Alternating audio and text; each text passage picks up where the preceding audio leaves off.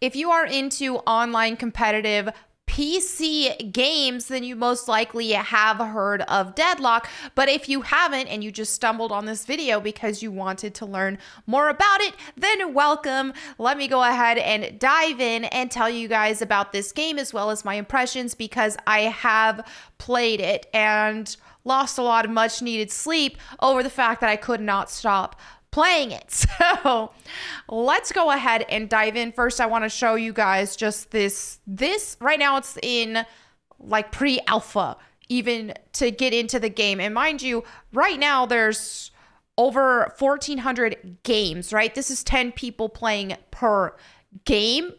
So as you can see, even something this restricted and more difficult to get into than something like Concord that just launched and can't even break 600 concurrent players at that time, now struggling to break 100 concurrent. Something like this is actually difficult to get into, and there are over 1,400 games, and again, 10 people per game. So clearly, there's a lot more hype surrounding this game. Now, again, if you don't know what Deadlock is, this is the lead developer for this game is IceFrog, and IceFrog invented the MOBA genre. If you're like, what's a MOBA? League of Legends, Dota, all these other games that spawned from that. He invented it with a World of Warcraft or a Warcraft 3, not World of Warcraft, a Warcraft 3 mod, right? And so then he then moved on to actually develop Dota, right? So this is his creation. And the best way I can describe it is a mix between, say, Dota and something like Overwatch, a hero shooter. So here we have some of the characters right now. Let me go ahead and move my big head so that you can see what we're working with. You've got, I have the audio off. Let me maybe turn that back on. So Abrams, I think, is my favorite right now. Now, this is very, again, pre-alpha. So a lot of these I feel like are placeholder images and all that. So here we have Abrams. He's very much a Hellboy, I want to say knockoff, because he is, yeah, he looks like him, sounds like him, but I love Hellboy, so I am a fan. But in the gameplay that I will show you that I played Mo and Krill, who I do really like a lot as well. I will say, character design standpoint, I think is one of the weaker elements of this game. There's just a lot of these characters are just kind of ugly and not that cool looking. I think Kelvin's cool though. My brother was playing him and did really well. But yeah, I don't really see a lot of woke characters except perhaps Pocket here, because Pocket is described as they relies on their abilities. Granted, I don't know if that is because Pocket apparently there are spirits that is in his book. So I don't know if they say there because they're referring to him and the spirits in his book, or if they are trying to do a woke they them thing. I can't really tell you. But I think characters like Vindicta would be nice if they just prettied her up a little bit. You know, I think, yeah, the character designs are just not as ideal. But some of them are good, though, I will say. I really like Bebop. I think his design's really cool. I like Abrams a lot. You know, Infernus is pretty cool. So there are some of the more like robotic designs I think are good. But I think that the human characters for the most part are a bit bland. But pre-alpha right now. Maybe this will get better. So anyway, now that I've given you guys a quick tour of what it looks like here in the game, I want to just show you some of my gameplay and talk you through it. So this is where I was playing with my brothers. So I was playing Mo and Krill here, and I actually have game audio too, but I'm gonna have that muted for now because it's just me and my brothers goofing off. So as you can see now, if you know a MOBA, how MOBAs work. There's different lanes that, here, let me move my camera here. So you can see on the mini map here, there are different lanes. Usually there's 3 lanes in these type of games. You got like top lane, mid lane, bot lane. Well, in this case, there are 4 lanes. And you can get to your lanes via zip line, as you can see here. Let me go ahead and, I feel like, okay, I'm gonna put my camera maybe, I don't know what to do with it because I want to show you guys the lanes as well. So yeah, you've got your lanes, you've got your turrets that are protecting your nexus. Now, if you're really, I know I'm really simplifying this because I know a lot of my audience don't play MOBAs. So if you already know this stuff, you're probably not going to get a lot out of what I'm telling you because you're probably better than me.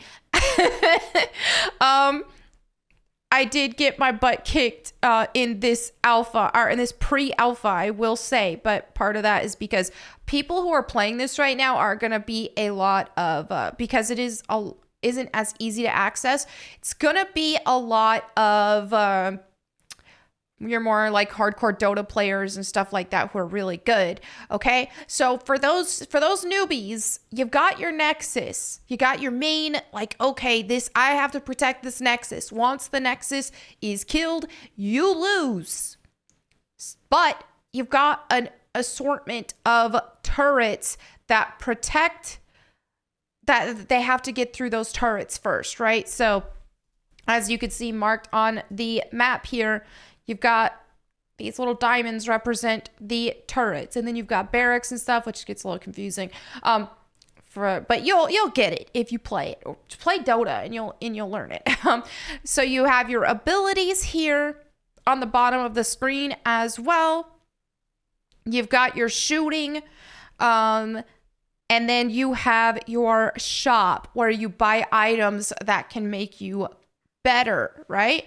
So see, there's my turret right there. He's a dude. He's actually a dude.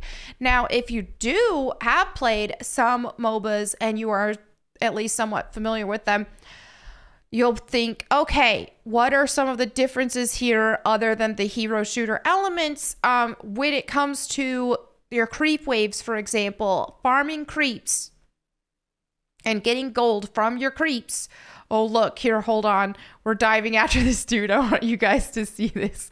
Let me turn the audio on so you can hear me and my brother chatting. What their strategy is, that 7's kind of retarded. Knight can go get him if he wants to keep messing around. We'll be the last one standing.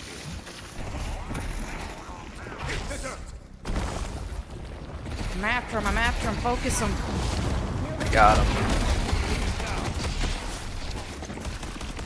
Alright. I can't remember if we got them. No, we didn't. Also, I'm like... okay, we didn't get them. Alright, well, we tried. We made an effort. My voice is a lot less animated. It can be a bit more...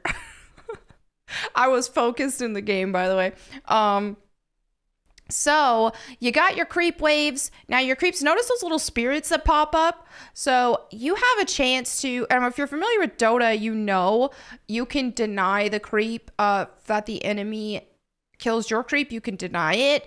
Now when you kill, normally in a MOBA, if you last hit a creep, which is an NPC, that you get a certain amount of NPCs that spawn per lane, and yeah, you get your last hit on it, you get gold.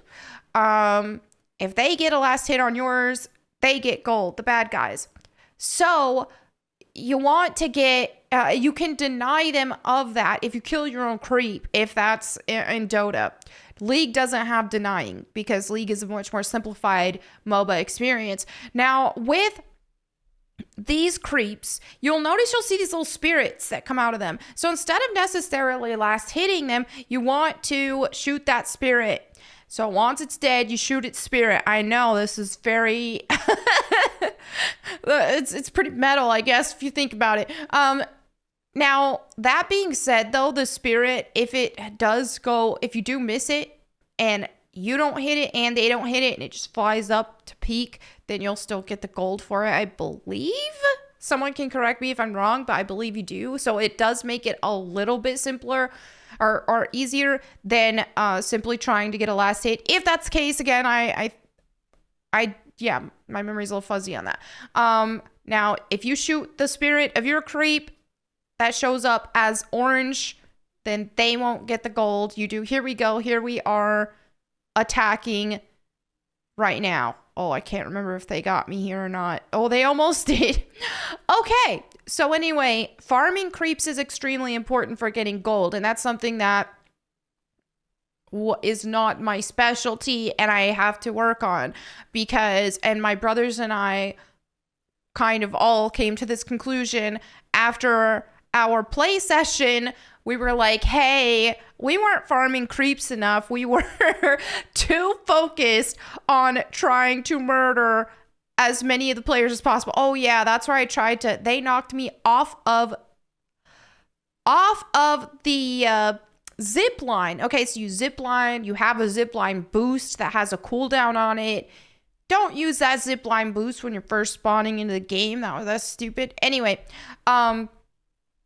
but yeah, ziplined back to buy, and then I'm ziplining back into lane. So there's a lot of strategy that just needs to be had here with, oh, here we go. It looks like we're diving in.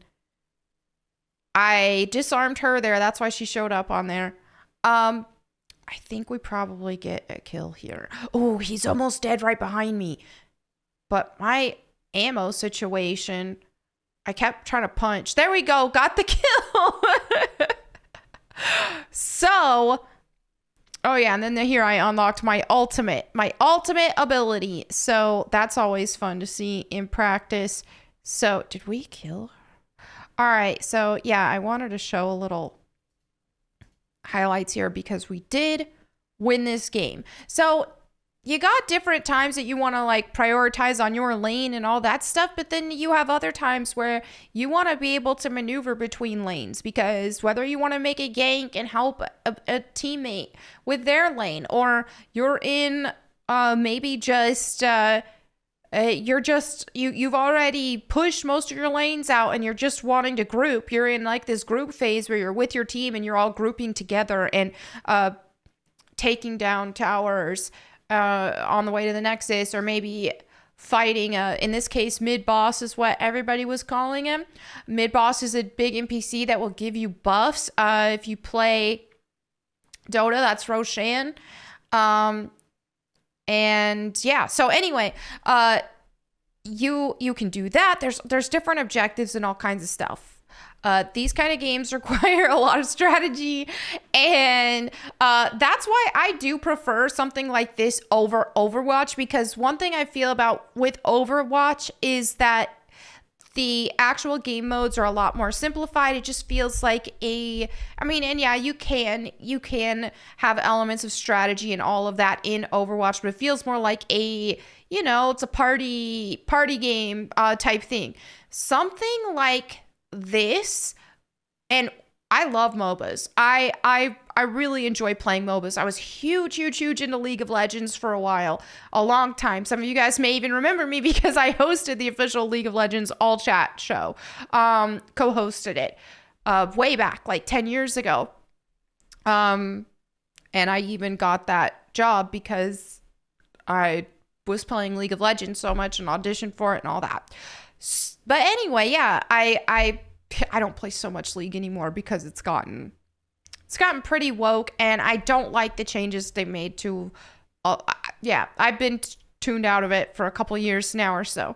But I digress. I do really like MOBAs as a whole. I like that there is a lot of strategy that goes into it, and I just prefer that over just a regular hero shooter.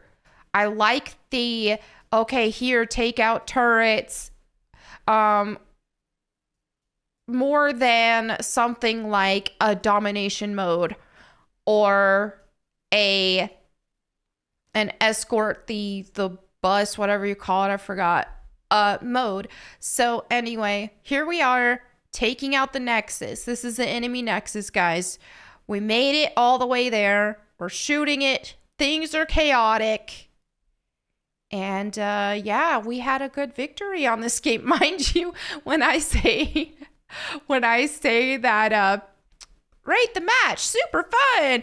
When I say that this game is really hard, I mean it. Because, I mean, I'm sure once it gets into open beta or whatever else, open alpha, beta, whatever, I'm sure that there will be a lot more noobs and in the games. So also just, yeah, right now with it being harder to get into, there's a lot of people who are very hardcore into Dota who are amazing or just better, quite frankly, better than me. I mean, like I said, I mostly was playing League more than Dota. Granted, I did play a lot of Dota, but I played more League because League is more simplified and easier than Dota. And my goodness, I get my butt kicked on Dota a lot because there's some hardcore Dota players.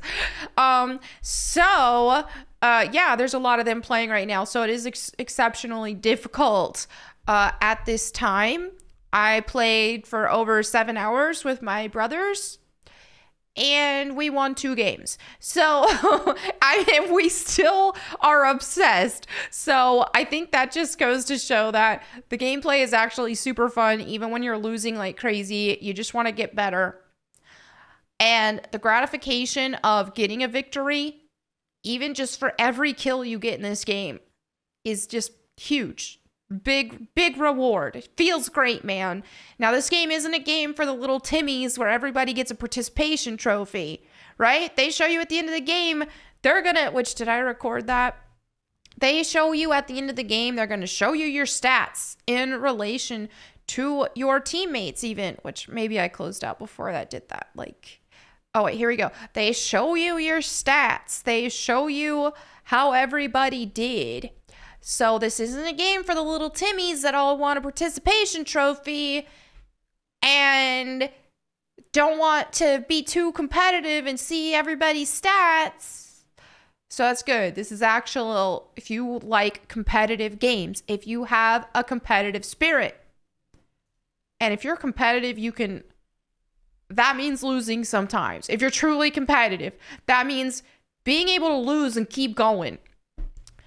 So anyway, yeah, this game definitely has my seal of approval right now. Again, I think that the character designs are a bit dull for the most part, especially the humanoid ones. Like, for example, that native chief guy with the bow.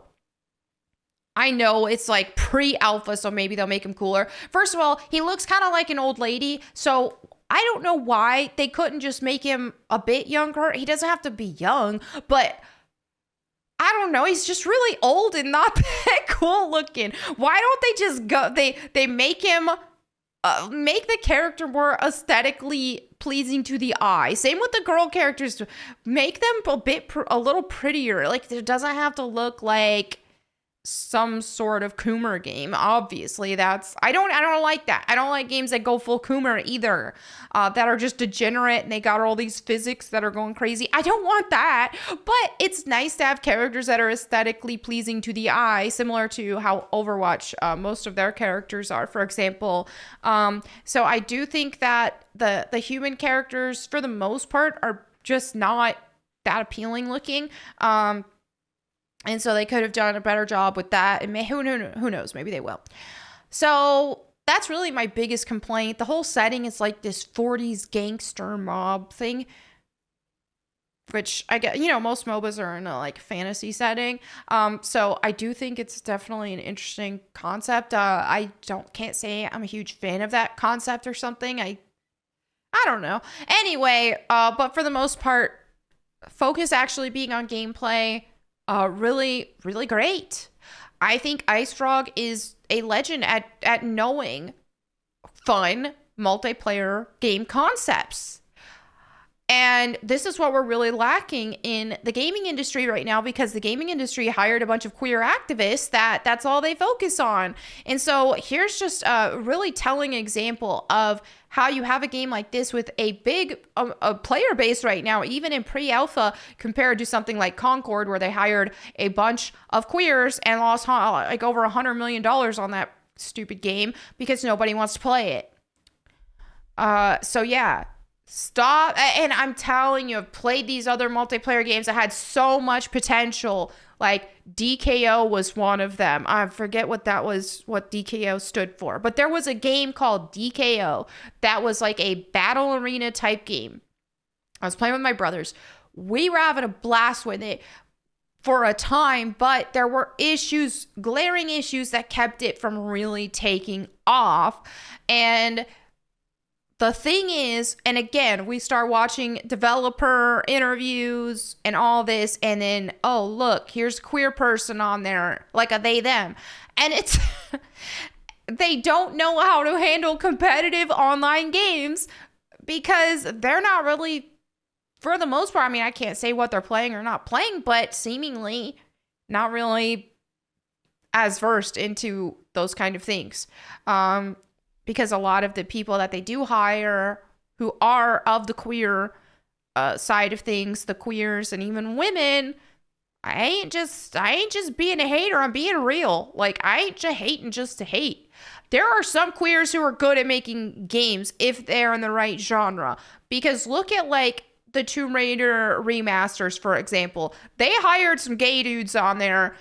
I don't approve of the lifestyle. It goes against my religion and all that, but they can make a dadgum good Lara Croft. And they did. They really, even beyond just the design elements, but yeah, they knocked the ball out of the park with the Tomb Raider remasters. But that's because they were genuinely huge fans of Tomb Raider. But when you just now, so in those cases, yeah, you hire people who are good for the job and who are genuinely passionate about it. I don't give a crap what they're doing in their private life as long as they keep it out of the games. Why is that such a difficult concept? I don't know, but a lot of these gaming industry or companies are now hiring people just for the fact that they are queer and that they are queer activists, or they want to check this DEI box.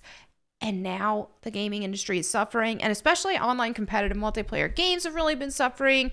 Hire an Asian dude to lead that. Hire a white dude, whatever. Someone who is super versed in these things, in these kind of games, and who actually are passionate about them. For the most part, it's not going to be a queer or a girl. I mean, there's some exceptions, but just saying, unless they've got the credentials,